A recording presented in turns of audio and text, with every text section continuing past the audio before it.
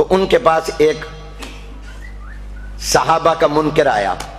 آ کر بحث کرنے لگا۔ اصل بات تو یہ سنانی تھی، بڑی دیر بحث کرتا رہا، صحابہ پر اعتراض کرتا رہا۔ حضرت مولانا ادریس کاندھری رحمۃ اللہ علیہ اس کو سمجھاتے رہے،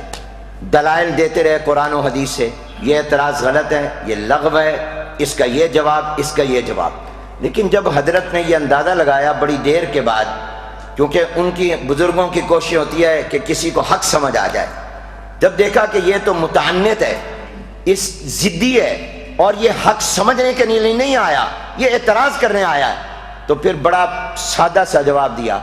فرمایا مولوی صاحب، کیونکہ ان کا تقیہ کلام تھا مولوی صاحب، تو کہا مولوی صاحب سن،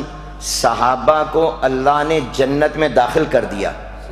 اور اللہ نے اپنی رضا کا اعلان بھی قرآن میں کر دیا کہ میں ان سے راضی، یہ مجھ سے راضی، رضی اللہ عنہم ورضوا عنہ۔ اگر تو اور میں بحث کر کے اور ساری دنیا بحث کر کے صحابہ کو جنت سے نکال سکتی ہے، پھر تو بحث کریں، اور اگر مولوی صاحب ہم ان کو جنت سے نہیں نکال سکتے اور اللہ کی رضا کو ناراضگی میں نہیں بدل سکتے، پھر بحث کا کوئی فائدہ نہیں ہے، تشریف لے جائیے۔